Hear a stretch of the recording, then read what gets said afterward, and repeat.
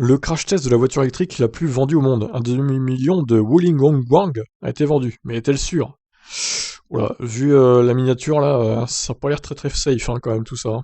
Avec 40 000 unités vendues en novembre, la petite voiture chinoise est en passe de dépasser les 500 000 unités vendues en seulement 18 mois. La raison de son succès est son prix attractif, 4 000 euros à peu près, en Chine, hein.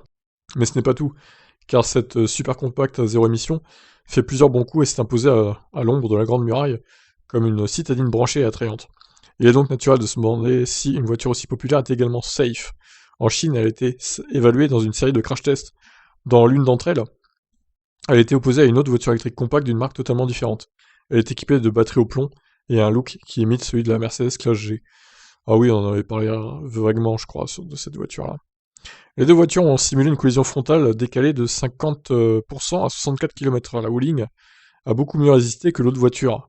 Bon, elles ont à peu près le même poids, 8 kg près, hein, qui a été complètement détruite avec des conséquences très graves pour les occupants. Dans l'image ci-dessous, vous trouverez les scores exacts pour Wuling. Dans la colonne de gauche figurent les scores du conducteur, et dans la colonne de droite, les scores du passager arrière. Ok, bon. Le mérite du bon résultat obtenu par la Wuling Hongguang Mini EV, par contre le nom il est vraiment à coucher dehors, hein, réside dans le fait que, bien que petite, la voiture, construite par la co-entreprise entre SAIC GM et Wuling, est équipée d'une structure déformable à l'avant, qui peut absorber les chocs.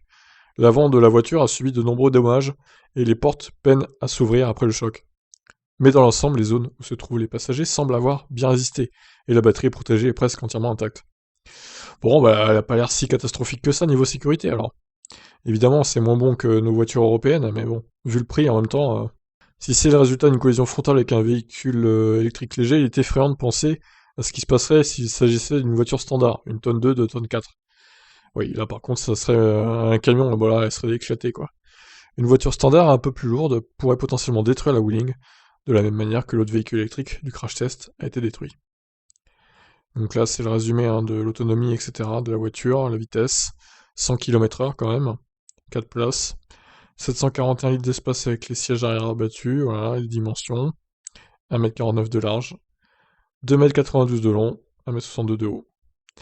Voilà pour ça, je vous laisse commenter, ciao ciao.